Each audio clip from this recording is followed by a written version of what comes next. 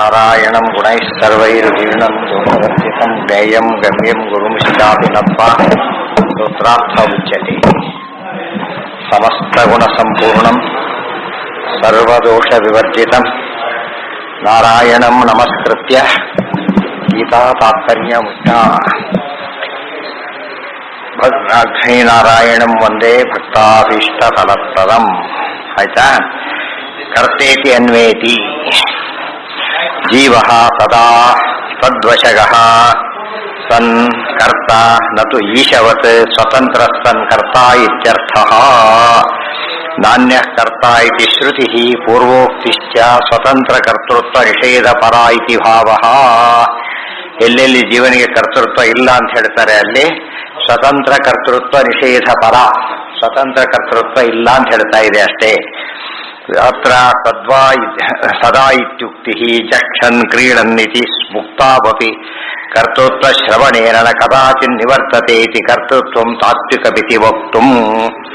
ಅದ್ವೈತಿಗಳಲ್ಲಿ ಜೀವನಿಗೆ ಕರ್ತೃತ್ವನೇ ಇಲ್ಲ ಅಂತ ಹೇಳಿ, ಚೇತನಕ್ಕೆ ಕರ್ತೃತ್ವ ಇಲ್ಲ ಅದಕ್ಕೆ ಹೇಳ್ತಾರೆ ಹಾಗಲ್ಲ. ಮುಕ್ತಿಯಲ್ಲೂ ಕೂಡ ಚಕ್ಷನ್ ಕ್ರೀಡನ್, ಈ ಕ್ರಿಯೆಗಳನ್ನೆಲ್ಲ ಮಾಡ್ತಾ ಜೀವ ಮುಕ್ತ ಜೀವ ಇರ್ತಾನೆ ಅಂತ ಹೇಳಿದ ಮೇಲೆ ಮುಕ್ತಿಯಲ್ಲೂ ಕೂಡ ಕರ್ತೃತ್ವ ಇರೋದ್ರಿಂದ ಅದು ಪರಾಧೀನ ಕರ್ತೃತ್ವವಾದ್ದರಿಂದ ಅದು ತಾತ್ವಿಕವಾಗಿರ್ತಕ್ಕಂತಹ ಕರ್ತೃತ್ವ ಹೊರತು ವ್ಯಾವಹಾರಿಕ ಕರ್ತೃತ್ವ ಅಲ್ಲ. ತದ್ವಶಃ ಇತ್ಯೇವ ಪೂರ್ತೌ ತದ್ವಶಗಃ ಇತ್ಯುಕ್ತಿ ಭಗವದಧೀನ ವಿಹಿತ ನಿಷಿದ್ಧ ವಿಷಯ ಪ್ರವೃತ್ತಿ ನಿವೃತ್ತಿ ರೂಪ ಗತಿಮಾನ್ ಇತಿ ಅರ್ಥ ಪ್ರತೀತ್ಯ ವಿಧಿ ನಿಷೇಧ ರೂಪ ಶಾಸ್ತ್ರಾರ್ಥವತ್ವ ರೂಪಯುಕ್ತಿ ಸೂಚನಾಯ. ತದ್ವಶಃ ಜೀವ ತದ್ವಶಃ ಸದಾ ಅಂತ ಹೇಳಿದ್ರೆ ಸಾಕಾಗ್ತಿತ್ತು. ತದ್ವಶಗಃ ಯಾತಕ್ಕೆ ಅಂತ ಪ್ರಶ್ನೆ. ತದ್ವಶಗಃ ಯಾತಕ್ಕೆ ಅಂತ ಹೇಳ್ತಾರೆ, ಪೂರ್ತೌ ಇತ್ತೇವ ಪೂರ್ತೌ, ಇಷ್ಟೇ ಪೂರ್ತಿ ಆಗ್ತಾ ಇತ್ತು ಅರ್ಥ. ಯಾತಕ್ಕೆ ತದ್ವಶಗಃ ಇತ್ಯುಕ್ತಿ, ತದ್ವಶಗಃ ಅನ್ನೋ ಮಾತು ಯಾತಕ್ಕೆ, ಅದಕ್ಕೆ ಉತ್ತರ ಇದು. ಭಗವದಧೀನ ವಿಹಿತ ನಿಷಿದ್ಧ ವಿಷಯ ಪ್ರವೃತ್ತಿ ನಿವೃತ್ತಿ ರೂಪ ಗತಿಮಾನ್, ಎಕ್ಸ್ಪೆನ್ಷನ್. ಗ ಅಂದ್ರೆ ಗತಿಮಾನ್ ಅಂತ ಅರ್ಥ. ಗ ಅಂದ್ರೆ ಗತಿಮಾನ್, ಗತಿ ಅಂದ್ರೆ ಆ ರೀತಿಯಲ್ಲೇ ಇರಬೇಕು ಅಂತ ಅರ್ಥ. ಯಾವ ರೀತಿ ಇರಬೇಕು? ಭಗವದಧೀನ ವಿಹಿತ ನಿಷಿದ್ಧ ವಿಷಯ ಪ್ರವೃತ್ತಿ ನಿವೃತ್ತಿ. ಭಗವದಧೀನ ವಿಹಿತ ವಿಷಯ ಪ್ರವೃತ್ತಿ, ಭಗವದಧೀನ ನಿಷಿದ್ಧ ವಿಷಯ ನಿವೃತ್ತಿ ಹಾಗೆ ಓದ್ಕೋಬೇಕು. ಗೊತ್ತಾಯ್ತಾ? ಪ್ರವೃತ್ತಿ ನಿವೃತ್ತಿ ಎರಡು ಓದ್ಕೊಂಡ್ಬಿಟ್ರೆ ಏನಾಯ್ತು? ಇರೋದು ಓದೋದೇ ಅರ್ಥ ಇಲ್ಲ ಅದಕ್ಕೆ. ಅದಕ್ಕೆ ರೆಸ್ಪೆಕ್ಟಿವ್ಲಿ ಭಗವದಧೀನ ವಿಹಿತ ನಿಷಿದ್ಧ ವಿಷಯ ಪ್ರವೃತ್ತಿ ನಿವೃತ್ತಿ ರೂಪ ಗತಿಮಾನ್. ಈ ರೀತಿನೇ ಇರ್ಬೇಕು, ಬರೀ ಇರೋದಲ್ಲ, ಈ ರೀತಿಯೇ ಇರಬೇಕು ಹೊರತು ಆಫೀಸರ್ ಸುಮ್ಮನೆ ಕೂತ್ರೆ ಸಾಲದು. ಏನ್ ಮಾಡ್ಕೊಂಡಿರ್ಬೇಕು? ಅವನು ಹೇಳಿದ ಕೆಲಸ ಮಾಡ್ಕೊಂಡೇ ಇರಬೇಕು, ಬೇಡ ಅಂತ ಕೆಲಸ ಮಾಡದೇನೆ ಇರಬೇಕು. ಅದಕ್ಕೆ ಗತಿಮಾನ್ ಇತಿ ಅರ್ಥ ಪ್ರತೀತ್ಯ ವಿಧಿ ನಿಷೇಧ ರೂಪ ಶಾಸ್ತ್ರಾರ್ಥವತ್ವ ರೂಪ ಯುಕ್ತಿ ಸೂಚನಾಯ. ಅವನಿಗೆ ಬರೀ ಪರಾಧೀನ ಕರ್ತೃತ್ವ ಇದೆ ಅಷ್ಟೇ ಅಲ್ಲ, ಆ ವಿಧಿ ನಿಷೇಧ ರೂಪ ಶಾಸ್ತ್ರಾರ್ಥವತ್ವ ರೂಪ ಯುಕ್ತಿ ಸೂಚನಾಯ. ವಿಹಿತವನ್ನ ಆಚರಣೆ ಮಾಡೋದ್ರಿಂದ ಬರ್ತಕ್ಕಂಥ ಪುಣ್ಯಕ್ಕೆ ಪಾತ್ರನಾಗ್ತಾನೆ, ನಿಷಿದ್ಧವನ್ನ ಮಾಡೋದ್ರಿಂದ ಬರ್ತಕ್ಕಂಥ ಪಾಪದಿಂದ ಬಿಡುಗಡೆ ಹೊಂದ್ತಾನೆ. ಆದ್ದರಿಂದಾಗಿನೇ ವಿಹಿತದಲ್ಲಿ ಪ್ರವೃತ್ತಿ, ನಿಷೇಧದಿಂದ ನಿವೃತ್ತಿ. ಇದು ಬಹಳ ಮುಖ್ಯವಾದ ಅಂಶ. ಇದು ಜ್ಞಾನಂ ಯಥಾ ತದ್ವಶಂ ನತು ಸ್ವಾಧೀನಮೇವಂ ಕತಿರಪಿ ಏವಂ ಕೃತಿರಪಿ ಇತ್ಯುಪಲಬ್ಧಿ ಪದ ನಿಯಮ ಇತಿ ಸೂತ್ರಾರ್ಥ ಸಂಗ್ರಹಾಯ ಚ ಇತಿ. ಮತ್ತೆ ಇನ್ನೊಂದು ಕಾರಣ ಇದೆ. ಜ್ಞಾನಂ ಯಥಾ ತದ್ವಶಂ ನತು ಸ್ವಾಧೀನಂ ಏವಂ ಕೃತಿರಪಿ ಇತಿ ಉಪಲಬ್ಧಿವತ್ತ ನಿಯಮ ಇತಿ ಸೂತ್ರಾರ್ಥ ಸಂಗ್ರಹಾಯ ಚ ಇತಿ. ಜ್ಞಾನಂ ಯಥಾ ತದ್ವಶಂ, ಜೀವ ಭಗವದಧೀನ, ಜೀವನ ಜ್ಞಾನ ಭಗವದಧೀನ, ನತು ಸ್ವಾಧೀನ, ಅವನ ಸ್ವಾತಂತ್ರ್ಯನಲ್ಲ. ಅದರ ಜೊತೆಗೆ ಏವಂ ಕೃತಿರಪಿ, ಅವನ ಪ್ರತಿಯೊಂದು ಕಾರ್ಯಗಳು ಕೂಡ ಭಗವದಧೀನ ಅಂತ ಹೇಳಬೇಕಾಗಿದೆ.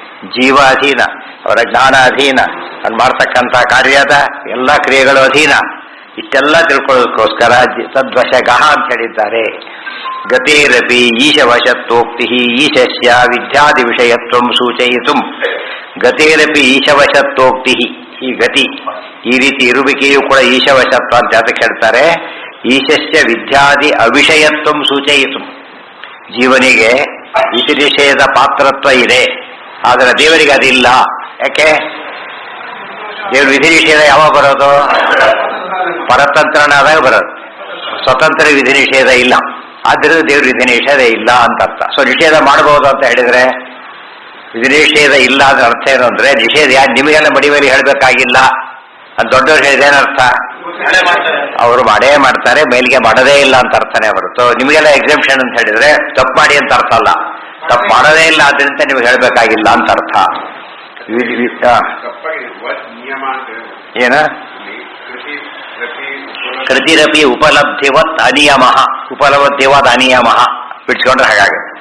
ಸೂಚಯಿತು ನನು ಅಥಾಪಿ ಜೀವಾನಾಂ ಅಂಶ ಏವ ಹಿ ಇಮೇ ಜೀವಾಃ ಪರಸ್ಯ ಇತಿ ಈಶಾಂಶತ್ವಶ್ರುತೇಃ ನೈವಾಂಶೋ ನ ಸಂಬಂಧಃ ಇತಿ ಅನಂಶತ್ವಶ್ರುತಿ ವಿರೋಧೇನ ಅಮಾನತ್ವ ಪ್ರಾಪ್ತೇಃ ಜೀವಾನಾಂ ಮತ್ಸ್ಯಾದಿವತ್ ಈಶಾಂಶತ್ವೇ ಮತ್ಸ್ಯಾದಿ ಸಾಮ್ಯಾಪತ್ತೇಃ ಮತ್ಸ್ಯಾದಿಶ್ಚ ಜೀವಸಾಮ್ಯಾಪತ್ತೇಶ್ಚ ಇತ್ಯತಃ ಪ್ರಾಪ್ತಂ ಅಂಶೋ ನಾನಾವ್ಯುಪದೇಶಾದಿತ್ಯಾದಿ ಸೂತ್ರ ಅಷ್ಟಕಂ. 8 ಸೂತ್ರಗಳಲ್ಲಿ ಪ್ರಶ್ನೆ ಉತ್ತರ ಇದೆ. ತದರ್ಥ ಜೀವ ತದ್ವಶಗ ಸದಾ ತದಾಭಾಸೋ ಹರಿ ಸರ್ವರೂಪೇಶ್ವಪಿ ಸಮಸ್ಸದಾ ಇತಿ. ಏನ್ ಪ್ರಶ್ನೆ? ಇನ್ನೊಂದು ಪ್ರಶ್ನೆ ಈಗ. ಆದ್ರೂ ಭೇದ ಒಪ್ಪೋದಿಲ್ಲ ನಾವು. ಯಾತಕ್ಕೆ? ನಾನು ಅಥಾಪಿ ಜೀವಾನಾಂ ಅಂಶ ಏವ ಹಿ ಇಮೇ ಅಂಶಾಃ ಜೀವಾಃ ಪರಸ್ಯ.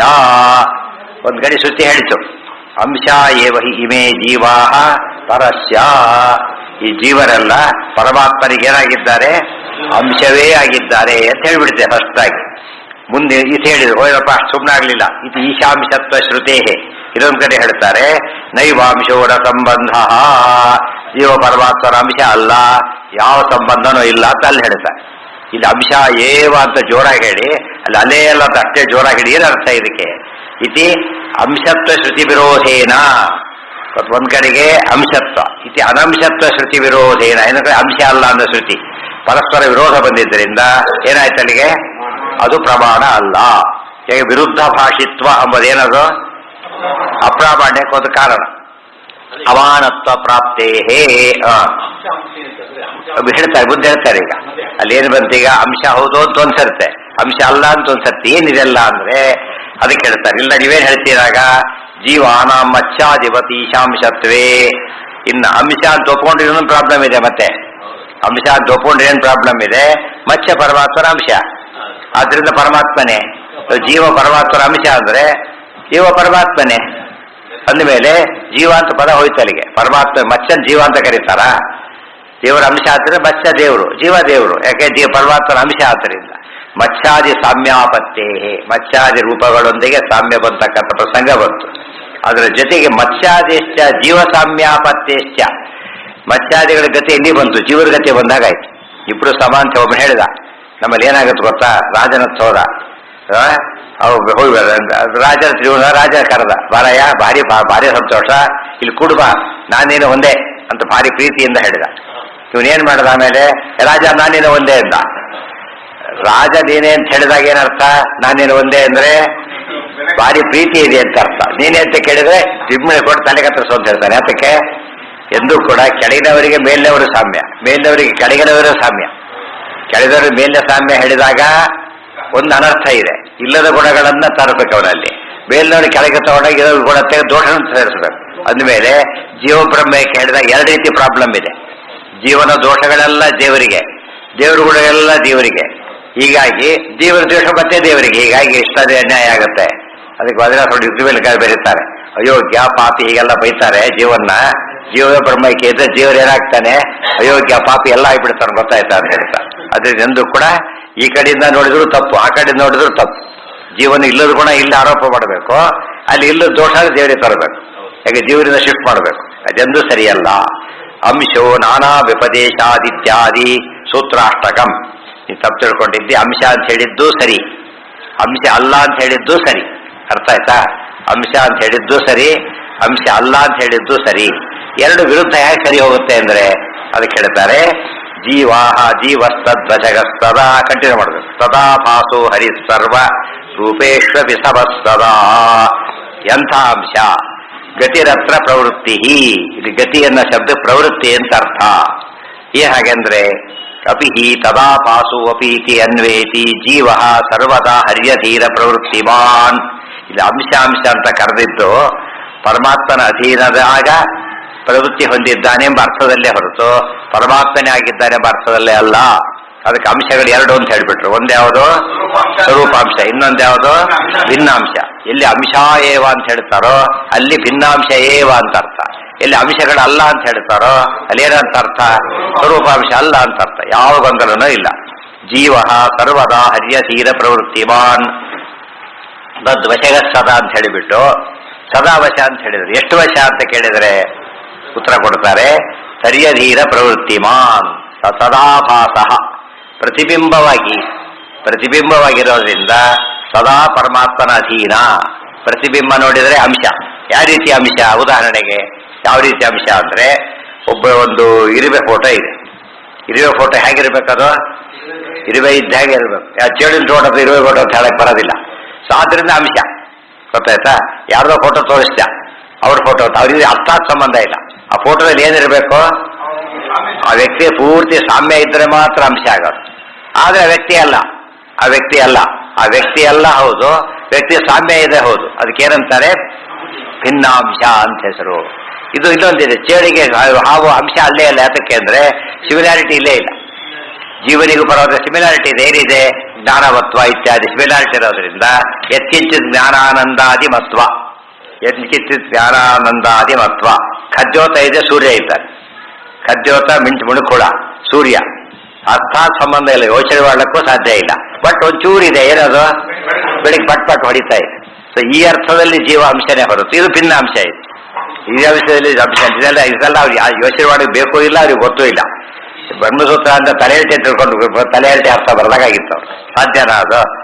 ಅರ್ಥ ಮಾಡ್ಕೋಬೇಕು. ದೊಡ್ಡವರು ಒಂದು ಎರಡು ಮಾತು ಹೇಳ್ತಾರೆ ಅಂದ್ರೆ ಹ್ಞೂ ಅಲ್ಲ ಅಂತ ಹೇಳಿ ಏನೋ ಒಂದು ವಿಶೇಷ ಇರುತ್ತೆ. ಅಷ್ಟು ಯೋಚನೆ ಕಾಮನ್ ಸೆನ್ಸ್ ಅಪ್ಲೈ ಮಾಡಿದ್ರು ಕೂಡ ಗೊತ್ತಾಗ್ಬಿಡುತ್ತೆ. ಸೊ ಅಂಶ ಹೌದು. ಯಾಕೆ? ಅಂಶ ಅಂದ್ರೆ ಪ್ರತಿಬಿಂಬ. ಯಾವ ಪ್ರತಿಬಿಂಬ? ತದಾಭಾಸೋಪಿ ಹರಿ ಪ್ರತಿಬಿಂಬಭೂತಶ್ಚ ಹರಿ ಪಶ್ಚಾತ್ ಸರ್ವರೂಪೇಶ್ವಪಿ ಸದಾ ಸಮಃ ಇತ್ಯರ್ಥ. ಏನ ಮುಂದೆ ಬಂದು ಹೇಳ್ತಾರಲ್ಲ 9 ಸೂತ್ರಗಳು, 8 ಸೂತ್ರಗಳು ಅಂತ ಅಲ್ಲಿರೋದು. ಅದೇ ಅಲ್ಲೇನು ಇವ್ರು ಆಕ್ಚುಲಿ ಕೊಡ್ಬೇಕು, ಅವ್ರು ಕೊಟ್ಟಿಲ್ಲ. ಇವರು ಅಷ್ಟು ಸೂತ್ರಗಳು ಕೊಟ್ಬಿಟ್ರೆ ಯಾವುದಂತ ಗೊತ್ತಾಗತ್ತೆ. ಅದು ಸೇರು ಅಧಿಕರಣ, ಅದಕ್ಕೆ ಸಾರಾಂಶ. ಭಿನ್ನಾಂಶ ಅಂದ್ರೆ ಏನು? ಅದರಂತೆ ಇದೆ, ಅದು ಅದಲ್ಲ. ಅದರಂತೆ ಇದೆ, ಅದಲ್ಲ, ಅದು ಭಿನ್ನಾಂಶ. ಅದೇ ಆಗಿದೆ ಸ್ವರೂಪಾಂಶ. ಗೊತ್ತಾಯ್ತಾ? ಅದೇ ಸಾರು ಹೇಳಿದ್ದೇನೀಗ. ಯಾವ್ದೋ ಊಟಕ್ಕೆ ಹೋಗಿದ್ದ, ಹೊಟ್ಲ ಸಾರು ಮಾಡಿದ್ರು. 20 ವರ್ಷ ಬಿಟ್ಟು ಅವ್ರ ಮನೆಗೆ ಹೋದ. ಅವತ್ತು ಏನ್ ಚೆನ್ನಾಗಿ ಮಾಡಿದ್ರು ಸಾರು ಹಾಕಿದ್ರೆ ಅದೇ ಸಾರು ಸಾವಿ ತಗೊಳ್ಳಿ ಅಂತ ಹೇಳಿದ್ರು. ಗೋವಿಂದ ಅದೇ ಸಾರಿನ ಏನಾಗಬೇಕಾಗಿತ್ತು? ಹುಳ ಹಿಡಿದು ಕೊಳೆದು ಹಾಳಾಗೋಗ್ತಿತ್ತು. ಅದೇನದು? ಅಲ್ಲ, ಅದು ಅದೇ ರೀತಿ ಮಾಡಿರೋದು ಅಂತ. ಅವತ್ತು ಹಾಗೇ ಮಾಡಿದ್ದೇವೆ. ಅದೇ ಇದು ಯಾರು? ಹೌದು, ಸ್ವರೂಪನೇ. ಅದು ಸರಿ. ದೇವರಿ ಜೀವರೆಲ್ಲ ಭಿನ್ನಾಂಶ ಅಷ್ಟೇ. ಆತ ಸ್ವರೂಪನೇ. ಮುಂದೆ ಸಾಮರ್ಥ್ಯ ಗೊತ್ತಾಯ್ತಾ? ಆರ್ತಲ್ಲಿರೋದ್ರಿಂದ ಸಮಸ್ಯೆನೇ ಇಲ್ಲ. ಆ ಸ್ಕೂಟರ್ ತೋಡ್ದ, ಯಾಕಂದ್ರೆ ಇದೇ ಸ್ಕೂಟರ್ ಬೇಕು. ಹಂಗೆ 20 ಸ್ಕೂಟರ್ ಇಟ್ಟಿದ್ದ, ತಗೊಂಡೋಗಿ ಇದೇ ಸ್ಕೂಟರ್ ಕೊಡಿ. ಇದೇ ಅವ್ರು ಇದೇ ಅಂತ ಹೇಳ್ಬೇಕು. ಅದೇನರ್ಥ? ಅದೇ ತಗೊಳ್ಳಿ ಅಂತ ಕೊಡ್ತಾರೆ. ಅದೇ ಸ್ಕೂಟರ್ ಅಂದ್ರೆ 100% ಸಿಮಿಲರ್ ಅಂತ ಅಷ್ಟೇ ಹೊರತು ಏನಲ್ಲ, ಅದೇ ಅಲ್ಲ. ಎರಡು ಒಂದೇ ನಂಬರ್ ಹಾಕಿಬಿಟ್ರೆ ಗೋವಿಂದ. ಎಷ್ಟೇ ಸೇಮ್ ಆಗಿದ್ರೆ ಏನ್ ಮಾಡ್ತಾರೆ? ನಂಬರ್ ಬೇರೆ ಇರುತ್ತೆ. ನಂಬರ್ ಬೇರೆ ಇರೋದಕ್ಕೆ ಐಡೆಂಟಿಫೈ ಮಾಡಲಿಕ್ಕೆ ಬರೋದು. ಎಲ್ಲಾ ಕಾರ್ಗಳು ಒಂದೇ ಕಾರ್ಗಳಾಗಿಬಿಡುತ್ತಾ? ಅಲ್ಲ, ಸಿಮಿಲರ್. ಮಾರುತಿ 800 ಒಂದೇ ರೀತಿ ಇರುತ್ತೆ. ಒಂದು ಇದಿದೆ, ಒಂದು ಇಲ್ಲವರು ಮಾಡಿ ಕರೆಯೋದೇ ಇಲ್ಲ ಅದನ್ನ.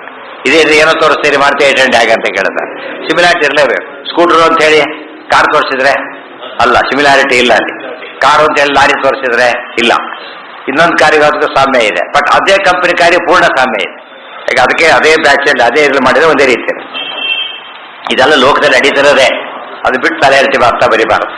ತದುಭಯ ಅಭಾವಾತ್ ತಥಾ ಚ ಜೀವಸ್ಯ ಈಶಾಧೀನ ಪ್ರವೃತ್ತಿಮತ್ವಾತ್ ಈಶ ಪ್ರತಿಬಿಂಬ ಬಿಂಬತ್ವಾಚ್ಯ ಮತ್ಸ್ಯಾದೇಹೇ ತದುಭಯ ಅಭಾವಾತ್ ತಯೋರೀಶಾಂಶತ್ವ ಅವಿಶೇಷೇಪಿ ನ ಸಾಮ್ಯಾಪತ್ತಿ.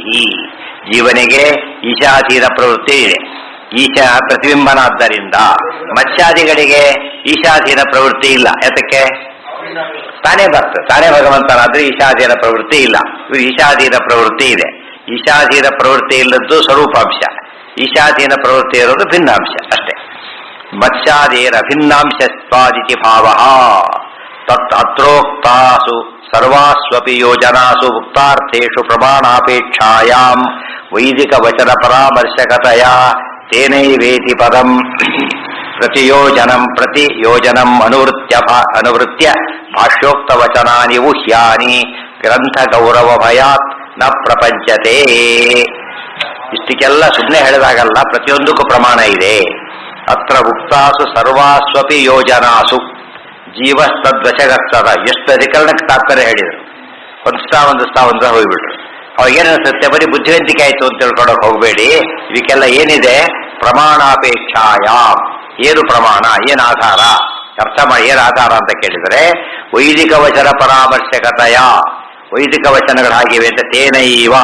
ವೈದಿಕ ವಚನಗಳೇ ಪ್ರಮಾಣವಾಗಿ ಈ ಮಾತೆಲ್ಲ ಸಿದ್ಧವಾಗಿದೆ ಅಂತ ಹೇಳಿದರು. ಪದಂ ಪ್ರತಿಯೋಜನಂ ಅನುವೃತ್ಯ.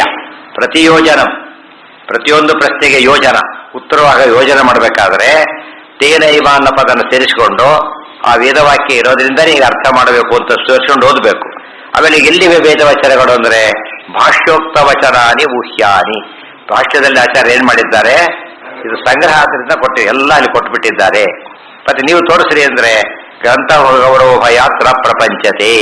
ಗ್ರಂಥ ದೊಡ್ಡದಾಗುತ್ತೆ ಅನ್ನೋ ಭಯದಿಂದ ಏನ್ ಮಾಡೋದಿಲ್ಲ, ಪ್ರಪಂಚತೆ ವಿಸ್ತಾರವಾಗಿ ಕೋಟ್ ಮಾಡಕ್ ಹೋಗ್ತಾ ಇಲ್ಲ. ಗ್ರಂಥ ಗೌರವ ಭಯ ಅಲ್ಲ, ಓದೋದಿಲ್ಲ ಅಂತ ಭಯ ಅಷ್ಟೇ. ಇದೇ ಓದೋದಿಲ್ಲ ಆದ್ರಿಂದ ಗ್ರಂಥ ದೊಡ್ಡದಾದಷ್ಟು ನಮ್ಮಲ್ಲಿ ದೇವಾಭ್ಯಾಸ ಎರಡು ಭಾರಿ ಸಣ್ಣದು. ಅದೇನು ಭಾರಿ ಚಿಕ್ಕದು, ಯಾವ ಬೇಕಾದ್ರೆ ಓದ್ಬೋದು, ಓದೋದೇ ಇಲ್ಲ. ಯಾವ ಬೇಕಾದ್ರೆ ಓದೋದಿಲ್ಲ. ದೊಡ್ಡದು ಅಯ್ಯೋ ಇದೇ ಓದಕ್ಕೆ ಆಗೋದಿಲ್ಲ, ಬಿಟ್ಬಿಡ್ತಾರೆ. ಒಟ್ಟು ಎರಡು ಓದೋದಿಲ್ಲ. ಚಿಕ್ಕದು ಬರೋದು, ದೊಡ್ಡದು ಬರೋದು, ಏನು ಬಹಳ ಚಿಕ್ಕದು ಅನ್ನೋದು, ಅಯ್ಯೋ ಭಾರಿ ದೊಡ್ಡದು ಅಂಬೋದು. ಹೀಗಾಗಿ ಅವಾರ್ಡ್ ಬರ್ತಾರೆ. ಅದಕ್ಕಾಗಿ ಎಷ್ಟು ಬೇಕೋ ಅಷ್ಟು ಬರ್ತಿದೆ, ಹೆಚ್ಚು ಬರೋದಿಲ್ಲ. ಇಷ್ಟು ಸರಿಯಾಗಿ ಓದ್ಕೊಂಡ್ರೆ ಎಷ್ಟು ಒಳ್ಳೊಳ್ಳೆ ಅರ್ಥಗಳು, ಎಷ್ಟು ಹೊಂದಾಣಿಕೆ, ಬರೆಯೋ ರೀತಿ, ಯಾವ್ದಕ್ಕೆ ಬರೆಯೋದಿಲ್ಲ ಅನ್ನೋಕ್ಕೆ ಇಲ್ಲಿ ಕಾರಣ ಎಲ್ಲ ಕೊಟ್ಟು. ನಾನು ಅಥಾಪಿ ಮುಂದಿನ ಪ್ರಶ್ನೆ, ಜೀವಸ್ಯ ರೂಪಂ ರೂಪಂ ಪ್ರತಿರೂಪೋ ಬಭೂವ ಇತಿ ಪ್ರತಿಬಿಂಬತ್ವ ಶ್ರುತೇ ನೈವಾಂಶೋ ನ ಸಂಬಂಧ ಇತಿ ಅಪ್ರತಿಬಿಂಬತ್ವ ಶ್ರುತ್ಯ ಸುರನರಾದಿ ವಿಚಿತ್ರ ಜೀವರಾಶೇ ಅವಿಚಿತ್ರ ಈಶ್ವರ ಪ್ರತಿಬಿಂಬತ್ವ ಅಯೋಗಾದಿತಿ ಯುಕ್ತ್ಯುಪೇತಯ ವಿರುದ್ಧತ್ವೇನ ಅಮಾನತ್ವ ಪ್ರಾಪ್ತೇರಿತ್ಯತಃ ಪ್ರಾಪ್ತಂ ಅದೃಷ್ಟ ಅನಿಯಮಾದಿತ್ಯಾದಿ ಸೂತ್ರತ್ರಯಂ ತದರ್ಥಃ ತಥಾಪಾಸು ಹರಿಃ ಸರ್ವರೂಪೇಷ್ವಪಿ ಸಮಸ್ವತಾ ಇತಿ. ನನು ಅಥಾಪಿ ಮತ್ತೆ ವಿರೋಧ ತೋರಿಸ್ತಾ ನೋಡಿ, ತಪ್ಪದು. ಜೀವಸ್ಯ ರೂಪಂ ರೂಪಂ ಪ್ರತಿರೂಪೋ ಬಭೂವ ಇತಿ ಪ್ರತಿಬಿಂಬತ್ವ ಶ್ರುತೇಹೇ. ನೀವೇ ಹೇಳಿದಾಗೆ ಪರಮಾತ್ಮ ರೂಪ ರೂಪ, ಪ್ರತಿ ಜೀವ ಏನೋ ಪ್ರತಿರೂಪ ಪ್ರತಿರೂಪ, ರೂಪ ಬಿಂಬ ಪ್ರತಿರೂಪ ಪ್ರತಿಬಿಂಬ ಅಂತ ಹೇಳಿದ್ದಾರೆ. ಇಷ್ಟು ಹೇಳಿ ನೈವಾಂಶೋಣ ಸಂಬಂಧ ಅಂತ ಹೇಳಿದ್ರಲ್ಲ, ಅದು ಉತ್ತರ ಕೊಡ್ಲಿಲ್ವಲ್ಲ. ಅಂಶ ಹೌದು ಅಂಶ ಅಲ್ಲ ಅಂತ ಅದಕ್ಕೇನ್ ಮಾಡ್ತೀರಿ? ಇತಿ ಅಪ್ರತಿಬಿಂಬತ್ವ ಶ್ರುತ್ಯ. ಪ್ರತಿಬಿಂಬತ್ವ ಶ್ರುತಿ ಒಂದು, ಅಪ್ರತಿಬಿಂಬತ್ವ ಶ್ರುತಿ ಒಂದು. ಅದು ಒಂದೇ ವೇದವಾಕ್ಯದ ರೀತಿ ಮಾತಾಡಿದರೆ ಸುರನರಾದಿ ವಿಚಿತ್ರ ಜೀವರಾಶೇ ಅವಿಶ್ವರ ಪ್ರತಿಬಿಂಬ ಯೋಗಾದಿತಿ. ಮತ್ತೆ ಪ್ರತಿಬಿಂಬ ಅಂತ ಒಪ್ಪೋದು ಕೂಡ ಏನು ಸರಿಯಲ್ಲ, ಅದು ವಿರುದ್ಧನೇ. ಯಾಕೆ? ಪರಮಾತ್ಮ ಹೇಗಿದ್ದಾನೆ, ನಿಮ್ ಪ್ರಕಾರ ಹೇಗೋ ಇದ್ದಾನೆ. ಆದ್ರೆ ಜೀವರು ಹೇಗಿದ್ದಾರೆ? ಸುರನರಾದಿ ವಿಚಿತ್ರ ಜೀವರಾಶೇ. ಒಂದೇ ರೀತಿ ಇದ್ದಿದ್ರೆ ಏನನ್ಬಹುದು? ಒಬ್ಬ ಪರಮಾತ್ಮ ಒಂದು ಪ್ರತಿಬಿಂಬ ಅನ್ಬೋದು. ಎಷ್ಟು ವೆರೈಟಿ ಇದೆ. ಪರಮಾತ್ಮ ಒಂದೇ ರೀತಿ ಇದ್ದಾನೋ ಹೋದಲ್ಲೋ, ಅದು ಪ್ರತಿಬಿಂಬ ಹೇಗಿರಬೇಕು? ಬರೀ ದೇವತೆಗಳು, ಬರೀ ಮನುಷ್ಯರು, ಬರೀ ಏನೋ ಒಂದೇ ರೀತಿ ಇರಬೇಕು. ಹುಚ್ಚಾಬಟ್ಟೆ ಚಿತ್ರ ವಿಚಿತ್ರವಾದ ಜೀವರಾಶಿ ಇರಬೇಕಾದ್ರೆ ಚಿತ್ರ ವಿಚಿತ್ರವಾದ ಜೀವರಾಶಿ ಒಬ್ಬೇ ಪರಮಾತ್ಮರ ಪ್ರತಿಬಿಂಬ ಹೇಗಾಗತ್ತೆ? ಸಾಧ್ಯ ಇಲ್ಲ.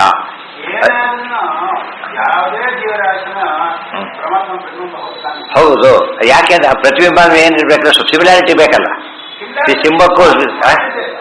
ಸಿಂಹಕ್ಕೂ ಜಿಂಕೆಗೆ ಏನ್ ಸಂಬಂಧ? ಸಿಂಹ ನೋಡಿದ್ರೆ ಭಾರಿ ಕ್ರೂರಿ ಇರೋದು ಹೇಗೆ, ಜಿಂಕೆ ನೋಡಿದ್ರೆ ಭಾರಿ ಸಾಧು, ಅದು ತಿಂದ ಮೇಲೆ ಹಾಕತ್ತೆ. ಅಂದಮೇಲೆ ಪ್ರತಿಬಿಂಬ ಹೇಗಾಗತ್ತೆ ಅಂತ ಅವನ ವಾದ. ಪ್ರತಿಬಿಂಬಗಳು ಹೇಗಿರ್ಬೇಕು? ಯಾವಾಗಲೂ ಬ್ಲಾಕ್ ಅಂಡ್ ವೈಟು ಕಲರ್ ಇದೆ, ವ್ಯತ್ಯಾಸ ಇದ್ರೂ ಕೂಡ ಏನಿದೆ? ಸ್ವಲ್ಪ ಸಾಮ್ಯ ಇದೆ. ಅರ್ಥಾತ್ ಸಾಮ್ಯ ಇಲ್ಲ.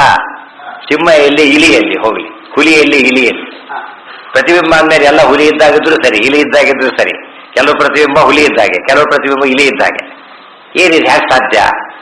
ಸಾಮ್ಯ ಅಂತ ಇರ್ಬೇಕಲ್ಲ. ಎಲ್ಲಿದೆ? ಇವುಗಳಿಗೆ ಪರಸ್ಪರ ಸಾಮ್ಯ ಇದ್ದಿದ್ರೆ ಹಾಗೆ ಹೇಳಬೇಕು, ಅವನಿಗೂ ಸಾಮ್ಯ ಇದೆ ಅಂತ ಹೇಳಬೇಕಾಗಿದೆ. ಹಾಗಿಲ್ವಲ್ಲ.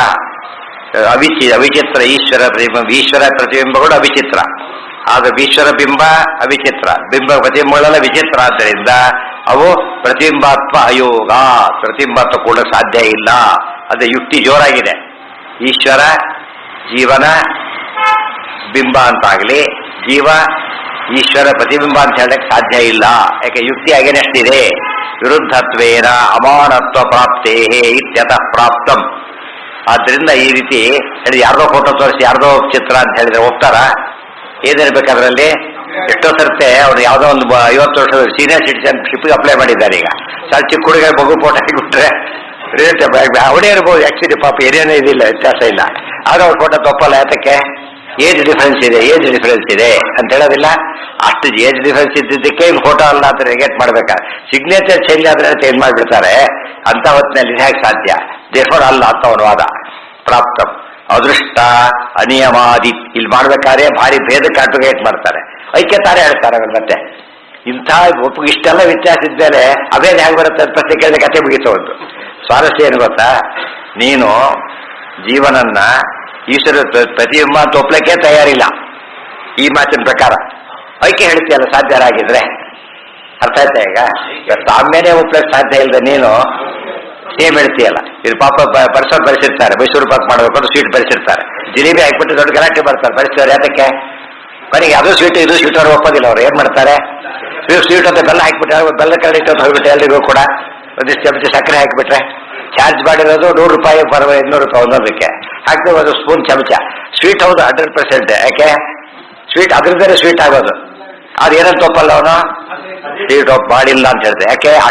ಎಷ್ಟೇ ಸಾಮ್ಯ ಇದ್ರು ಕೂಡ ವೈಷಮ್ಯ ಇದೆ. ಆದ್ರೆ ನಿನ್ ಪ್ರಕಾರ ಜೀವನಿಗೂ ಅರ್ಥಾತ್ ಸಂಬಂಧ ಇಲ್ಲ ಅಂದ್ರೆ ಐಕ್ಯ ಹೇಗೆ ಹೇಗಿದ್ರೆ ಕತೆ ಮುಗಿತಾನೆ. ಅವ್ನು ಏನೋ ಮಾಡಕ್ಕೂ ಏನೋ ಮಾಡಿಕೊಂಡಾಗಾಯ್ತು. ಏನ ಅಲ್ಲ ಚಾರ್ವಾಕರ ಯುಕ್ತಿ ಆಗ್ತದೆ, ಅದ್ವೈತಗಳ ಯುಕ್ತಿನೇ ಹೌದು. ಯಾಕೆ? ನೀ ಸಾಮ್ಯನೇ ಒಪ್ಲಕ್ತಾ ಇರಲಿಲ್ಲಪ್ಪ. ಈಗ ಇದು ಇವ್ರದ್ದು ಹೋಯ್ತು, ರಾಮಾನುಜ ಮತ್ತನೂ ಹೋಯ್ತು. ಯಾಕೆ ಆನಂದ ಸಾಮ್ಯ ಹೋಗ್ತಾರಲ್ಲ, ಅದು ಹೊರಟೋಯ್ತು. ಇವರಿಗೆ ಸಿಮಿಲಾರಿಟಿ ಇಲ್ಲದೆ ಹೋದಾಗ ಸೇಮ್ನೆಸ್ ಹೇಗೆ ಬರುತ್ತೆ? ಅವ್ನು ಸ್ಕೂಟರ್ ತಗೊಂಬಂದ್ರೆ ಕಾರ್ ತಂದುಬಿಟ್ಟ. ಅಟ್ಲೀಸ್ಟ್ ಇನ್ನೊಂದು ಸ್ಕೂಟರ್ ಅಲ್ಲ, ಕಾರ್ ಸ್ಕೂಟರ್ ತಂದಿದೆ ಅಂದ್ರೆ ಹೋಗ್ತಾನ? ಸಂಬಂಧ ಇದೆ. 2 ವೀಲರ್ 4 ವೀಲರ್ ಎಷ್ಟು ಡಿಫ್ರೆನ್ಸ್ ಗೊತ್ತಾಗಲ್ಲ ಅಂತ. ಅದು ಎರಡು ಒಂದಲ್ಲ ಅಂದ್ರೆ ಜೀವ ಇಲ್ಲಿ ಪರಮಾತ್ಮ ಹೇಗೆ ಒಂದಾಗ್ತಾರೆ? ಅವ್ರ ಆರ್ಗ್ಯುಮೆಂಟ್ ಅವನಿಗೆ ಹೊಳ್ಕೊಡೋದು. ಭಿನ್ನಾಂಶ ಇದು ಕೂಡ ಪ್ರತಿಬಿಂಬ ಅಷ್ಟೇನೆ. ಬಿಂಬ ಏನದು? ಅಂಶನೇ. ಅದು ಭಿನ್ನ ಸ್ವರೂಪಾಂಶ. ಏನ ಜೀವ ಪರಮಾತ್ಮನ ಅಲ್ಲ, ಪ್ರತಿಬಿಂಬ ಶಬ್ದಕ್ಕೆ ಅರ್ಥನೇ ಅದು. ಪ್ರತಿಬಿಂಬ ಅಂದ್ರೇನು? ಯತ್ಕಿಂಚಿತ್ ಸಾದೃಶ್ಯ ಪೂರ್ಣ ಆಧೀನ್ಯ. ಎಷ್ಟು ಇಂಪಾರ್ಟೆಂಟ್ ನೋಡಿ. ಪ್ರತಿಬಿಂಬಕ್ಕೂ ಬಿಂಬಕ್ಕೂ ಏನಿದೆ ಅಂದ್ರೆ ಕಿಂಚಿತ್ ಸಾದೃಶ್ಯ ಇದೆ ಅಷ್ಟೇ. ಕಿಂಚಿತ್ ಸಾದೃಶ್ಯ ಇದೆ. ಆಧೀನ್ಯ ಮಾತ್ರ ಎಷ್ಟಿದೆ? ಟೋಟಲ್ ಇದೆ. Very very important. ಅವನೇ ಹೇಳ್ತಾನೆ ಸಾದೃಶ್ಯಕ್ಕಿಂತ ಹೆಚ್ಚು ಐಕ್ಯನೇ ಇದೆ ಅಂತ ಬಿಡ್ತಾನೆ. ಅದು ಸಾಧ್ಯ ಇಲ್ಲ. ಗೊತ್ತಾಯ್ತಾ? ಪರಾಧೀನತ್ವ ಇದ್ದಾಗ ಐಕ್ಯ ಹೇಗೆ ಬರುತ್ತೆ? ಪ್ರತಿಬಿಂಬ ಅನ್ನೋ ಪದ ಅವ್ರ ವಾದ ಏನು ಗೊತ್ತಾ? ಪ್ರತಿಬಿಂಬ ಅಂದ್ರೆ ಐಕ್ಯ ಅಂತ ಅರ್ಥ ಅಂತಾರೆ. ಪ್ರತಿಬಿಂಬ ಐಕ್ಯ ಹೇಗಾಗತ್ತೆ? ಫೋಟೋ ಪ್ರತಿಬಿಂಬ ಐಕ್ಯ ಹೇಗಾಗತ್ತದ? ಸಾಧ್ಯ ಇಲ್ಲ. ಪ್ರತಿಬಿಂಬ ಆಗಿದ್ರೆ ಪ್ರತಿಬಿಂಬ ಪದನೇ ಉಪಯೋಗಿಸ್ಬೇಕಾಗಿಲ್ಲ. ಎರಡು ಒಂದೇ ಆಗೋದಾದ್ರೆ ಏನ್ ಬೇಕಿಲ್ಲ? ಪ್ರತಿಬಿಂಬ ಅಂತ ಹೇಳ್ತಿ ಯಾಕೆ? ಹೇಳಿ ಬಿಂಬ ಅಂತಾನೆ ಹೇಳಾಗಿದ್ರೆ ಬಿಂಬ ಅಂತ ಹೇಳಾಗಿಲ್ಲ. ಯಾಕೆ? ಕ್ವಾಲಿಟೀಸ್ ಇಲ್ವಲ್ಲ, ಕೆಳಗೆ ಬರೋದಿಲ್ಲ. ಅಮಾನತ್ವ ಪ್ರಾಪ್ತೇರಿತ್ಯಥ ಅದೃಷ್ಟ ನಿಯಮಾದಿತ್ಯಾದಿ ಸೂತ್ರತ್ರಯಂ ತದರ್ಥ ತದಾಭಾಸೋ ಹರಿಹಿ ಸರ್ವರೂಪೇಶ್ವಪಿ ಸಮಸ್ಸದಾ ಇತಿ. ಅದು ಅಣುಭಾಷ್ಯದ ಈ ಭಾಗದಲ್ಲಿ ಈ ಪ್ರಶ್ನೆಗೆ ಉತ್ತರ ಏನು ಭಾಷ್ಯದಲ್ಲಿ ಕೊಟ್ಟಿದ್ದಾರೆ. ಸೂತ್ರ ಭಾಷ್ಯ ಬರೀಬೇಕಾದ್ರೆ ಅದೆಲ್ಲ ಸಂಗ್ರಹ ಇದೆ. ಏನದು? ಅಪಿಹಿ ತಥಾಪಿ ಇತ್ಯರ್ಥ. ಹೌದು, ಅಂತ ವಿಚಿತ್ರವಾದ ಜೀವರಾಶಿ, ವಿಚಿತ್ರವಲ್ಲದ ಜೀವ ಪರಮಾತ್ಮ ಇದ್ದಾರೆ. ಬಿಂಬ ಇದೆ. ಪ್ರಶ್ನೆ ಕೇಳಿದ್ದೆ, ಪ್ರಶ್ನೆ ಸರಿ ಇದೆ, ಉತ್ತರ ಇದೆ. ಜೀವ ಇತಿ ಅಸ್ತಿ. ಯದ್ಯಪಿ ಹರಿಹಿ ಸರ್ವರೂಪೇಷು ಸದಾ ಸಮಃ ಏಕರೂಪ ತಥಾಪಿ ಜೀವ ತದಾಭಾಸಃ ಹರಿ ಪ್ರತಿಬಿಂಬ ಇತ್ಯರ್ಥ. ದೇವರು ಮಾತ್ರ ಒಂದೇ ರೀತಿ ಇರ್ತಾರೆ. ಯಾವ ರೂಪ ತಗೊಂಡ್ರು ಅನ್ನೋದ್ರೆ ವಿರೋಧ. ಏಕರೂಪ, ಒಂದೇ ರೀತಿ ಇರ್ತಾರೆ. ಮತ್ಸ್ಯಾದಿ ಅನಂತಾನಂತ ರೂಪಗಳಲ್ಲೂ ಕೂಡ ಏನಿದೆ? ಏಕರೂಪತ್ವ ಇದೆ. ಸಾಮ್ಯತೆ ಅಷ್ಟೇ ಅಲ್ಲ, ಏನಿದೆ? ಐಕ್ಯನೇ ಇದೆ, ಅಭೇದನೇ ಇದೆ. ತಥಾಪಿ ಜೀವ ತದಾಭಾಸಃ ಹರಿ ಪ್ರತಿಬಿಂಬ ಇತ್ಯರ್ಥ. ಜೀವ ಆಭಾಸ ಆಗಿದ್ದಾನೆ, ಹರಿಯ ಪ್ರತಿಬಿಂಬವಾಗಿದ್ದಾನೆ. ವೈಚಿತ್ರ ಹೇಳಿದಲ್ಲ ಅಂದ್ರೆ ಹೇಳ್ತೇವೆ. ಬಿಂಬ ಅವೈಚಿತ್ರೇಪಿ ತದೀಯ ಅನಾದಿ ಅದೃಷ್ಟ ವೈಚಿತ್ರೇಣ ದೇವದಾನವ ಮಾನವಾದಿ ವೈಚಿತ್ರ್ಯ ಸಂಭವಾತ್ ಪ್ರತಿಬಿಂಬತಾ ಯುಕ್ತ ಇತಿ ಭಾವ. ಕರೆಕ್ಟು. ಆದರೆ ಉಪಾಧಿಯಿಂದಾಗಿ ಏನಾಗುತ್ತೆ? ಪ್ರತಿಬಿಂಬ ಡಿಸ್ಟಾರ್ಟ್ ಆಗುತ್ತೆ. Very important. ಈ ಕಾಂಕೇವಲ್ನೆಸ್ ಬಂದು ನಿಂತ್ಕೊಂಡ, ಕಾನ್ವೆಸ್ಟೆನ್ಸ್ ಬಂದು ನಿಂತ್ಕೊಂಡ, ಪ್ರತಿಬಿಂಬ ಹೇಗೆ ಕಾಣುತ್ತೆ? ಇವನು ಅಂತ ಹೇಳಕ್ಕೆ ಬರೋದಿಲ್ಲ. ಆ ರೀತಿ ಇರುತ್ತೆ. ಗೊತ್ತಾಯ್ತಾ? ಅವನೇ ಗಾಬರಿ ಆಗ್ಬಿಡ್ತಾರೆ ನೋಡ್ಕೊಂಡ್ಬಿಟ್ರೆ. ನೋಡಿದಾಗ ಇನ್ನು ತೋರಿಸ್ಬಿಟ್ರೆ ಏನಾಗ್ತಾನ ಅವನು? ಈಗ ಮುಖ ಹೋಗ್ಬಿಡುತ್ತೆ, ಇಲ್ಲ ಈಗ ಅಗಲ ಆಗಿಬಿಡುತ್ತೆ. ಕಾಂಕೇವ್ ಕಾನ್ವೆಕ್ಸ್ ನಲ್ಲಿ ಮಿರರ್ ಬೇರೆ, ಲೆನ್ಸ್ ಬೇರೆ. ನೆನ್ಸಲ್ಲಿ ಏನೇನಾಗ ಅದು ಪ್ರತಿಬಿಂಬನೆ, ಮತ್ತೆ ಯಾರ್ದ ಕಾಣೋದಿಲ್ಲ, ತಂದೆ ಕಾಣೋದು, ದೇವ ಗಂಡ ಕಾಣ್ತಾನೆ ತಾನೇನೆ. ಏನಂತಾರಾಗ? ಅಯ್ಯೋ ನನ್ನ ಪ್ರತಿಬಿಂಬ ಅಲ್ಲ ಅಂತಾನೆ. ಆಕ್ಚುಲಿ ವ್ಯತ್ಯಾಸ ಎಲ್ಲಿಂದ ಬಂತೀಗ? ಉಪಾಧಿ ಉಪಾಧಿಯಲ್ಲಿ ಸ್ವರೂಪದಲ್ಲೇ ಇದೆ. ಆದ್ರಿಂದ ಏನಾಗಿದೆ ಈಗ ಬರುತ್ತೆ. ಒಳ್ಳೊಳ್ಳೆ ಉತ್ತರಗಳಿದೆ, ಯಾರು ಗೊತ್ತಿಲ್ಲ ಜನಗಳಿಗೆ. ಅವರವರನ್ನೇ ಮುಖ ಹೇಳಿ ಚಪ್ಪಾಳೆ ಹಿಡ್ಕೊಂಡು ಹೋಗ್ಬಿಡ್ತಾರೆ. ಯುಕ್ತೇತಿ ಭಾವ ಏತಸ್ಮಿನ್ನೈವ ಅರ್ಥೆ, ಏತಸ್ಮಿನ್ನೈವಾರ್ಥೆ ಆಗಿಬಿಟ್ಟಿದೆ. ಏತಸ್ಮಿನ್ನೇವಾರ್ಥೆ ಜೀವ ತದ್ವಶಗಃ. ಅಲ್ಲಿ ಬಿಂಬ ವೈಚಿತ್ರ್ಯ ಏನಂತ ಉತ್ತರ ಕೊಟ್ಟರಲ್ಲಿ ದೇವದಾನವ ಮಾನವಾದಿ ವೈಚಿತ್ರ್ಯ ಸಂಭವ ತದೀಯ ಅನಾದಿ ಅದೃಷ್ಟ ವೈಚಿತ್ರೇಣ. ಅನಾದಿ ಅದೃಷ್ಟ ವೈಚಿತ್ರೇಣ, ಅದೃಷ್ಟ ವೈಚಿತ್ರ್ಯ ಸಾಪೇಕ್ಷತ್ವಾತಿದ್ರೆ ಹೇಗೋ ಹಾಗೆ ಸ್ವರೂಪ, ಅನಾದಿ ಕರ್ಮ, ಪ್ರಯತ್ನ ಇತ್ಯಾದಿಗಳ ಮುಂದಾಗಿ ಏನು ಕಾಣಿಸ್ತಾ ಇದೆ ಈಗ? ವೈಚಿತ್ರ್ಯ ಕಾಣಿಸ್ತಾ ಇದೆ. ಸಿಂಪಲ್ ಈಗ ಎಕ್ಸ್ರೇ ತೆಗೆದ, ಆಮೇಲೆ ಫೋಟೋ ತೆಗೆದ, ಕಲರ್ ಫೋಟೋ ತೆಗೆದ, ಎಷ್ಟು ಡಿಫರೆನ್ಸ್ ಇದೆ ಮೂರರಲ್ಲೂ ಕೂಡ. ಎಕ್ಸ್ರೇಯಲ್ಲಿ ಅವನ ಚಿತ್ರನೇ ಬರೀ ಒಳಗಿಂದ ಕಾಣಿಸ್ತಾ ಇದೆ, ಇದು ಹೊರಗಿಂದ ಬ್ಲಾಕ್ ಆ್ಯಂಡ್ ವೈಟ್ ಬೇರೆ, ಕಲರ್ ಬೇರೆ, ಪೇಂಟಿಂಗ್ ಬೇರೆ, ಎಲ್ಲ ಅದ ಎಷ್ಟೆಷ್ಟು ವ್ಯತ್ಯಾಸ ಹೋಗುತ್ತೆ. ಹೌದಲ್ಲ? ಇಷ್ಟಾದ್ರೂ ಏನಾದರೂ ಪ್ರತಿಬಿಂಬ. ಹೌದು, ಆ ಲೆನ್ಸ್ ಬೇರೆ, ಇದರಲ್ಲಿ ಬೇರೆ ಏನೇನೋ ಬರುತ್ತೆ. ನೆರಳಿದೆ, ನೆರಳು ಕೂಡ ಪ್ರತಿಬಿಂಬನೇ. ಅವ್ನು ಪಾಪ ಬೆಳ್ಳಗಿದ್ದಾನೆ, ಕರ್ರ ಕಾಣಿಸ್ತಾ ಇದೆ ನೆರಳು. ನೋಡಿ ಏನ್ರಿ ಪ್ರತಿಬಿಂಬ ಅಂತ ಕೇಳಿದ್ರೆ ಇರೋದೇ ಹಾಗೆ. ವೈಚಿತ್ರ್ಯ ಇದೆಯಲ್ಲ ಈಗ ನಮಗೇನಿಸುತ್ತೆ, ಏನು ಅರ್ಥ ಸಂಬಂಧ ಇಲ್ಲ.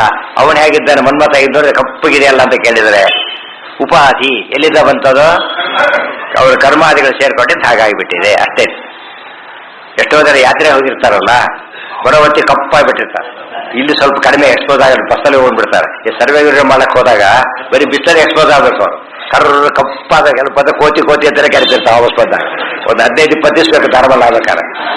ಚರ್ಮ ಎಲ್ಲ ಕಪ್ಪಾಗಿಬಿಟ್ಟಿರೋದು, ಅವನೇ ಅಂತ ಗೊತ್ತಿರೋದಷ್ಟು ಸಿದ್ಧಾಗ್ಬಿಟ್ಟಿರ್ತಾರೆ. ಅದು ಯಾತಕ್ಕೆ? ಅದು ಉಪಾಧಿ. ಅದು ಏನು ಉಪಾಧಿ? ಬಿಸಿಲಲ್ಲಿ ಓಡೋದು ಉಪಾಧಿ. ಒಂದು ಜೋರಾಗಿದ್ದು ಅಂತ ತೆಳ್ಳಗಾಗ್ಬಿಟ್ಟ, ರೋಗ ಬಂತು, ಅದರಿಂದ ಹಾಗಾಗಿದ್ದಾನೆ ಅಷ್ಟೇ. ಏನ ಅಲ್ಲ, ತೀರ್ಥ ಅನಾದಿ ಕರ್ಮ ಏನಲ್ಲ ಅಲ್ಲಿ. ಯಾಕೆ ಇವತ್ತು ತೀರ್ಥಯಾತ್ರೆ ಹೋಗೋದೇ ಕರ್ಮ ಆಗ್ಬಿಡುತ್ತೆ ಪಾಪ. ಎಲ್ಲೆಲ್ಲೋ ಏನೋ ಮಾಡಿ ತಿನ್ಸಿ ಕಳಿಸ್ಬಿಡ್ತಾರೆ, ಹೋಪ್ಲೆಸ್ ಆಗೋದು. ಏತಸ್ಮಿನ್ನೇವ ಅರ್ಥೇ ಜೀವ ತದ್ವಚಗ ಸದಾ ಇತಿ ವಾ ಅನುವರ್ತ್ಯ ತಚ್ಛಬ್ದಸ್ಯ ಬುದ್ಧಿಸ್ಥ ಅದೃಷ್ಟಾರ್ಥ ಪರಾಮರ್ಶಿತ್ವಂ ವರ್ಣಯಿತ್ವಾ ಉಕ್ತಾಭಿಪ್ರಾಯೋ ಧ್ಯೇಯಃ. ಏತಸ್ಮಿನ್ನೇವ ಅರ್ಥೇ ಜೀವ ತದ್ವಚಗ ಸದಾ ವಾ ಇತಿ ವಾ ಅನುವರ್ತ್ಯ ತಚ್ಛಂದಸ್ಯ. ಈ ಅರ್ಥ ಕೂಡ ಬರಲಿಕ್ಕೆ ಇದೇ ಪದನ ಈ ರೀತಿ ಓದ್ಕೋಬೇಕು. ಜೀವ ತದ್ವಚಗ ಸದಾ ಇತಿ ವಾ ಅನುವರ್ತ್ಯ ತಚ್ಛಬ್ದಸ್ಯ ಬುದ್ಧಿಸ್ಥ. ತತ್ ಅಂತ ಹೇಳಿದಾಗ ಬುದ್ಧಿಸ್ಥ ಅದೃಷ್ಟಾದಿ ಅರ್ಥ ಪರಾಮರ್ಶಿತ್ವಂ. ತತ್ ಅಂದ್ರೆ ಅದನ್ನ ಜ್ಞಾಪಕ ಇಟ್ಕೋಬೇಕು. ಬುದ್ಧಿಯಲ್ಲಿ ಗೊತ್ತಿರ್ತ ಅದೃಷ್ಟ ಮೊದಲಾದವುಗಳನ್ನ ಇಟ್ಟುಕೊಂಡು ಪ್ರತಿಬಿಂಬಕ್ಕೆ ವೈಚಿತ್ರ್ಯ ಬಂದಿದೆ ಅಂತ ಹೇಳಬೇಕೆ ಹೊರತು ಪ್ರತಿಬಿಂಬ ವೈಚಿತ್ರ್ಯ ಒಪ್ಪಲೇಬೇಕು, ಪ್ರತಿಬಿಂಬತ್ವನೂ ಒಪ್ಪಬೇಕು. ವೈಚಿತ್ರ್ಯ ಬಂದ ಮಾತ್ರಕ್ಕೇನೇನು ಒಪ್ಪಬಾರದು ಅಂತಿಲ್ಲ, ಪ್ರತಿಬಿಂಬತ್ವ ಒಪ್ಪಬಾರದು ಅಂತೇನೇ ಇಲ್ಲ. ವರ್ಣಯಿತ್ವ ಉಕ್ತಾಭಿಪ್ರಾಯೋ ಧ್ಯೇಯ. ಈ ರೀತಿ ಮಾಡಿಕೊಂಡು ಅಭಿಪ್ರಾಯ ತಿಳ್ಕೋಬೇಕು. ಈ ರೀತಿ ರಾಯರು ಬರಿತಾ ಹೋಗ್ತಾ ಹೇಗೆ ಮೂಲ ಇದೆಲ್ಲ ಸೂತ್ರ ಭಾಷ್ಯ ಓದೋ ರೀತಿ ಇವೆಲ್ಲ ಕೂಡ. ಕಥೆ ಕಾದಂಬರಿ ಹೀಗೆಲ್ಲ ಓದಬಾರದು. ಯಾಕೆ? ಅವಕ್ಕೆ ಅರ್ಥ ಇರೋದಿಲ್ಲ. ಕಬ್ಬಿಣಕ್ಕೆ ನಾವು ಕೊಡೋ ಗಮನನ ಬೇರೆ, ಸುವರ್ಣಕ್ಕೆ ಕೊಡೋದು ಬೇರೆ. ಸುವರ್ಣ ಏನ್ ಮಾಡ್ತೀವಿ, ಮಿಲಿಗ್ರಾಮ್ ಲೆಕ್ಕ ಹಾಕ್ತಾ ಹೋಗ್ತೀವಿ ನಾವು. ಚೂರು ಕೂಡ ವ್ಯತ್ಯಾಸ ಆಗಬಾರದು. ಇದರಲ್ಲಿ 1 kg ವ್ಯತ್ಯಾಸ ಆದ್ರೂ ಓಕೆ ಅಂದ್ಬಿಡ್ತಾನೆ. ಎಷ್ಟೋ ಆರ್ಡರ್ ಮಾಡಿರ್ತಾರೆ ಕಬ್ಬಿಣಕ್ಕೆ, ಒಂದು 10 kg ಡಿಫರೆನ್ಸ್ ಬಂತು, ಏನ್ ಮಾಡ್ತಾನೆ? ದೊಡ್ಡ ಗಲಾಟೆ ಮಾಡಕ್ ಹೋಗಲ್ಲ, ಒಳಗೆ ಹೋಗ್ಬಿಡ್ತಾರೆ. ಏನು ಮಾಡಿ ಎಷ್ಟು ಲಾಸ್ ಆಗುತ್ತೆ ಅವನಿಗೆ? ಇನ್ ಟರ್ಮ್ಸ್ ಆಫ್ ಹಂಡ್ರೆಡ್ಸ್ ಹೋಗ್ಲಿ ಅಂದ್ಬಿಡ್ತಾರೆ. ಅದಾದ್ರೆ ಅದೇ ಅತಿ ವ್ಯತ್ಯಾಸ ಆಗ್ಬಿಟ್ರೆ ಗೋವಿದ ಪಾಪರ ತಗೋಬಿಡ್ತಾರೆ. ಅದರಿಂದ ಮಾಡ್ತಾರೆ. ಅದು ಶಾಸ್ತ್ರ ವಿಚಾರ ಮಾಡಬೇಕಾದ್ರೆ ತಪ್ಪರ್ಥ ಮಾಡಿದ್ರೆ ಪಾಪರಾಗಿ ಹೋಗ್ತಾನೆ ಅವನು. ಸರಿಯಾಗಿ ಅರ್ಥ ಮಾಡಿದ್ರೆ ಭಾರಿ ಉಪಯೋಗ ಆಗುತ್ತೆ. ಅದು ಅರ್ಥ ಅಂದ್ರೆ ಅರ್ಥನೇ.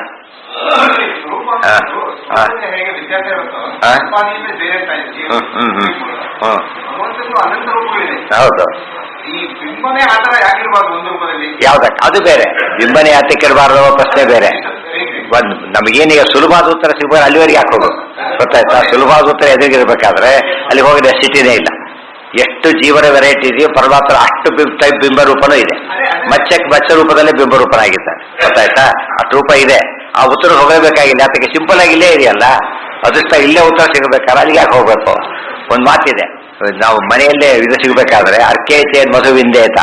ಎಕ್ಕೆ ಗಿಡದೊಳಗೆ ಜೇನುತುಪ್ಪ ಸಿಗೋದಾದ್ರೆ ಕಿವರ್ಥ ಪರ್ವತ ಬೆಟ್ಟ ಹಚ್ಕೊಂಡು ಯಾಕೆ ಹೋಗ್ಬೇಕು ಅಂತಾರಲ್ಲ ಹಾಗೆ. ಬೆಟ್ಟದಲ್ಲಿ ಜೇನಿರೋದು ನಿಜ, ಆದ್ರೆ ಇಲ್ಲೇ ಸಿಕ್ಕರೆ ಯಾಕೆ ಹೋಗ್ಬೇಕು ಅಂತಾರಲ್ಲ ಹಾಗೆ. ಮುಂದಿನ ಉತ್ತರ ಹೋಗೋ ತಲೆನೇ ಇಲ್ಲ ಅವ್ರಿ, ಅಲ್ಲಿ ಹೋಗೋದೇ ಇಲ್ಲ ಅವ್ರು. ಯಾತಕ್ಕೆ? ಇಲ್ಲೇ ಉತ್ತರ ಸಿಕ್ಕಾಯ್ತಲ್ಲ. ಸೊ ಅದೃಷ್ಟಾದಿಗಳಿಂದ ವೈಚಿತ್ರ್ಯ ಬರುತ್ತೆ ಅಂತ ಹೇಳಿದ ಮೇಲೆ ಇನ್ನು ಕಾರಣ ಬೇರೆ ಕೊಡಲೇಬೇಕಾಗಿಲ್ಲ. ಇತಿ ಶ್ರೀಮದ್ ಬ್ರಹ್ಮಸೂತ್ರ ಭಾಷ್ಯ ವಿರುತೌ ತತ್ವಮಂಜರ್ಯಾಂ ರಾಘವೇಂದ್ರ ಇತಿ ಕೃತಾಯಾಂ ದ್ವಿತೀಯಾಧ್ಯಾಯಸ್ಯ ತೃತೀಯ ಪಾದ. ನಾಳೆ ದಿವಸ ಚತುರ್ಥ ಪಾದ ನೋಡ. ನಾಡೇನು